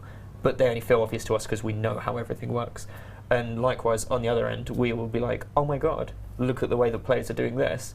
That now looks really obvious, and we didn't even realise that we set it up, which completely allows for players to do that, right. which is just fun. I was going to say, I think great fun to I wonder look if at that. In some ways it's like, because you're working on something, and obviously you're working it up close all the time, sometimes you don't get a chance to step back and see because you're just like maybe 10, 15, 20 people looking at one particular thing, but then when you put it out in the wild, it's thousands of people now looking at one particular thing, and thousands of different viewpoints and thousands of different ways they can interact with whatever it is you've designed, and potentially, you've not designed it to be used in that manner, but now, hey, look, here it is being used, so where do we go from here, sort of thing? Yeah, and it's either a case of we always have a decision point of, do we have to reel that back in because it's leading to something which is unintentional in an unfortunate way, it's not fun, it's not engaging, or do we look at it and be like, this is great fun and let's embrace it. Yeah. Let's look at the way players enjoy interacting with certain things, and then we can look at that and say, well, actually, let's do more of this, let's do more of that. I'm conscious of time, and I don't want to do any spoilers, so I'm not. I will ask this question though, Darren. Ooh. Are you excited about the coming months in Elite Dangerous? Oh, I'm really excited. Yeah. Yeah. I've like I said, I've been on Elite for quite a while now. I think I'm tied for the I think I'm tied for the longest serving designer on Elite at the moment, and I'm more excited right now than I've been, I think, since I've been on the project. We're doing a lot of really cool stuff, and I'm very excited for the future, but I can't talk about anything. Amazing. Well, that speaks volumes about what is just around the corner. Maybe. Fantastic. Maybe. Or not. I mean, it is. He's this sheep's crook just coming in and breaks his neck. We're like, That's why we don't tell you things. No one tells me nothing. No one tells me nothing. No one tells me nothing, do you? Sorry, sorry, Bruce. No, I was just going to say, you are right. We are a little bit short. Well, not short on time. We are reaching the end of the stream. So as we enter the last 5 minutes or so, I'll just remind everyone that if you want to ask a question, now's probably a good time. We'll keep an extra eye on chat. I appreciate we didn't ask that many chat questions. Sorry about it. I was just so engrossed and enjoying the conversation. Sorry, we've got a couple minutes. I'll take some chats now. Do feel free now to pop questions in the chat, and we'll just hang about and feel free to answer any that pop up, Darren. In the meantime, we'll just look at us flying. Yeah, Arthur, you're doing a great Just to job. be clear here, like if we sit from where I am, Bruce, can I see anything other than like this? I can't see anything from here, like in terms of you what. can see everything from up there. I've never. I've been scanned as well, so it means I'm view. going to be in. Oh no, hang on, there's a pirate here because someone's scanning me for riches apparently. So where are you? It won't be you. It might be this Crate Phantom. Drinky Bird wants to know if you like bees, Darren. Do I like bees? Bees. I do really like bees. I think we need to protect and save bees. I was actually at the Botanical Gardens in Cambridge last weekend. Oh, lovely. And I really enjoy, it's totally off topic, but it was a great question. I really enjoy making use of a slow-mo camera on my phone and get bees actually moving in slow-mo, and you can see the wings flapping and stuff like that. It's really just a cool little thing. Nice bit of content for my Instagram, I guess. Yeah, support the bees, absolutely. I haven't been to the Botanical Gardens for a while, but they are lovely. I should probably make another visit. Just want a slight point there that I had to kill a crate, so I'm quite happy. It was wanted, by the way. I didn't just kill the crate. It was wanted, and I believe this. I'm pretty sure that's 7 years bad luck. Tell you what, we haven't actually asked you a couple of the questions that we tend to ask at the end of interviews, which I did warn you about ahead of time as well. So we're going to do them. Firstly, which is your favourite ship in Elite Dangerous?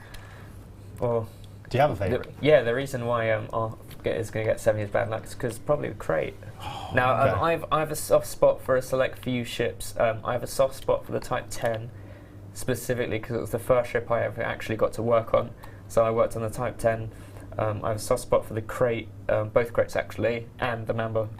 Okay, but amazing. I think if you go on my at least my dev account upstairs, I've got like 6 or 7 different crates all set up for doing different things. I mean, you're saying crate a lot. I've not heard you say the word chieftain yet, but I'm assuming you're building up to it, a big crescendo of but the greatest ship. Are we talking about the Phantom or the Mark II specifically? The Mark II for every day, Phantom for specific things. Okay. Yeah, sure. But the Chieftain, I totally forgot about that. I forgot it was even a thing. People tend to forget. It's not a particularly memorable ship, is it? You know what? Right, this is it. It's the last time Darren comes on. I'm not having it. Yeah, folks. If I'm never on again, that's you know why. That's our fault. You know why. Sorry, Riz. Cool to hear that you worked on the Type 10. What was your sort of input and involvement? I actually got to name it. Oh, which is interesting. That was a big bit of fun. It originally had a different name, and I was like, actually, what about this? And because of the story, and I was sort of doing all the CGs at the time, and because the storyline behind it was the Alliance working with Lakon to sort of put out a ship which was built for protecting and was a bit tanky. With the introduction of Thargoids, I was like, well, Defender works because all of the Lakon ships, or at least all of the type ships, have like a role in their name. So obviously you've got the transporter, you've got the heavy, and I was like, what about Defender? And it was liked and it went in. Back at the time, I was a grad designer and I was very excited. I was like, I got to name a ship. So that was quite cool. And that's where that ship has a special place. I think the Type 10 is the first ship I ever did a telepresence in. It was the first ship I remember playing Elite, and someone was like, that's a really cool ship. It was the engines I really liked, and they were like, well, do you want to come on board? And I was like, yes. So I jumped on board for a little while. It has all of the engines. It has every engine. Every engine. So yeah, that was cool. That's cool to know. Yeah. All right. I'm going to do it then. I'm going to ask you the dreaded question as well. So we've asked our other guests so far, if resource were no issue, time were no issue, no limits, you could add anything to Elite Dangerous. It's Magical Christmas Land. You snap your fingers and this thing happens and appears to the game. What would it be? Oh, it's hard to pick one. It's really hard to pick one. I think it's, as a systems designer, there's loads of stuff on the back end I want to introduce and change, which, again, is that if you do things right, players don't notice. And it will have impacts and changes to different parts of the games where things will just like feel better. One of those is like the way in which we sort of have AI recognize your ship and whether your ship is dangerous or not, and how powerful your ship is. I'd love to put in updates to that as a system and make that sort of a little bit more robust, but that's not a super exciting feature. Idea that I've had for quite a while, and I've sort of been trying to find the right place to put it, is maybe the idea of being able to hack into certain things. So we've got like hacking limpets, and we've got the e-breaches for when you're on foot, and we've got all these holograms and stuff. And I always like the idea, and you see it in other games when people sort of hack into something that's very visual, and it's really cool when people go up to the terminals or the data ports and they hack into it, and you've got that cool visual effect. Yep. And I've always wanted to do that with some of the artwork that's in the game, and sort of like hack into the artwork and change it around.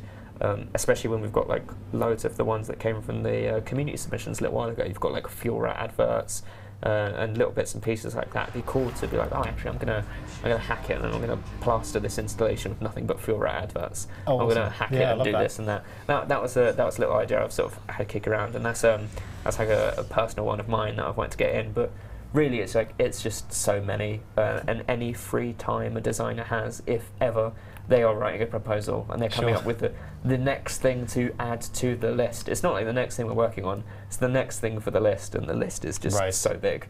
I was going to say, actually, as a designer, this question is probably especially cruel because you've got literal lists of things that you can't wait to put in. Yeah, and I've got a massive shopping list of this is what I want, this is what we want, and every designer adds to it. Sometimes we add to each other's lists, and I'm like, oh, that's a really cool idea. What about if we do this, this, and this as well? And I just make other people's like wish lists bigger, and they all add on to mine. I'm like, yeah, we should totally do that, and it just explodes and explodes. Yeah, it's ever going. I love that idea of hacking, though, especially to change the artwork. You could there's so much you could do with that for like missions. Say maybe you're sort of enlisted to spread certain propaganda to support a certain faction or superpower or whatever. Yeah, especially if you've got maybe it was the sort of thing that would like go into like an election state where you've got an election going on between two democratic factions, and you actually just put in something, and it's like, oh no, this faction's evil or whatnot, and it spreads some propaganda about I don't know, them murdering kittens or something, and that pops up, and all of that after cat owner, all that stuff goes in, and then that then makes a change. And even if it wasn't during election state, maybe you do that, and it just has a knock on the BGS because this faction is being defamed in a certain way, or and we could then look at where we applied it to like live game events and things like that. Maybe you get pro and anti-Thargoid stuff or anti-salvation stuff that the community is very hot on at the moment. Being able to hack that sort of stuff might be quite cool. Yeah, I mean, players are invested in our game, and they're invested in factions and groups and people in our game. So this lets them show their support in the world. So that's something I've always wanted to sort of see where we can fit that in. No, that's a really cool idea. I'll say it just because I have to. Like, that is an awesome idea, and we'd love to see it at some point if it were possible. Guarantees, anything like that. Exactly, all the disclaimers about that's not something we've got planned, etc., etc.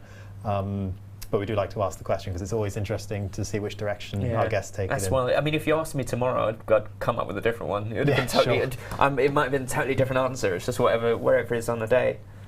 Cool. All right, so we are a little bit over time, so we're going to wrap things up. Before we do, is there anything you would like to say to our viewers in the Elite Dangerous community generally, Darren, before we see you off? Thanks, and keep engaging with the game, keep engaging with the story, let everyone know what side you're sitting on.